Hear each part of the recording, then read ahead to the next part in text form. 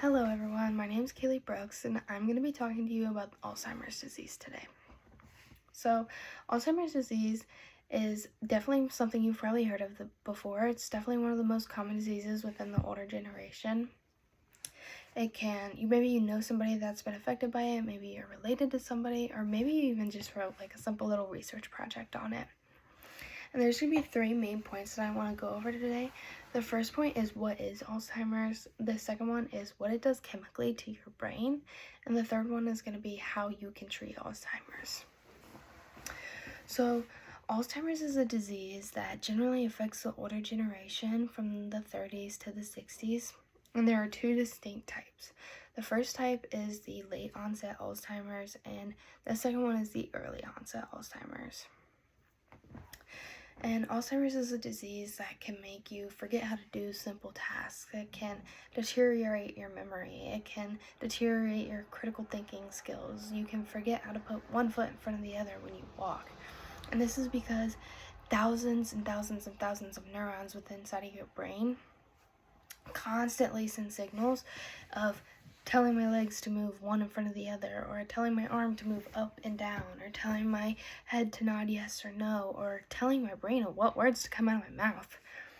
So what Alzheimer's does is it blocks these neurons from sending those signals to the other parts of your brain. So maybe you won't remember how to talk or walk, or you won't remember certain loved ones that you have. And it ultimately starts in your hippocampus and spreads to your cerebral cortex, and from there it'll just keep spreading with inside of your brain, which ultimately will lead to death, because when those neurons are not working, they die, and when they die, they don't work. And then the more neurons you have dying in your brain, you don't really have a brain to function, and that is what leads to your death. But there are some different treatment options. There's about 4 drugs out there that can treat the symptoms of Alzheimer's, but it won't directly get rid of Alzheimer's. However, on the other hand, there is one drug that all scientists have come up with for Alzheimer's, which is the best shot right now of completely reversing the effects, yet it is still in testing. It is not proven to work 100% for everybody, because everybody's Alzheimer's and brain chemistry is different from one another. So this medicine will hopefully reverse the effects of Alzheimer's and what it has on people.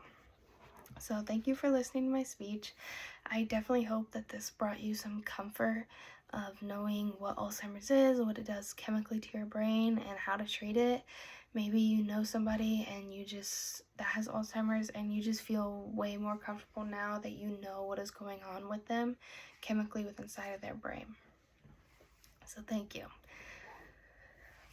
So my speech, when I made it was very clear, because in the beginning I set up my 3 main points of what I was going to touch on, which really allowed my readers to follow along as I was speaking.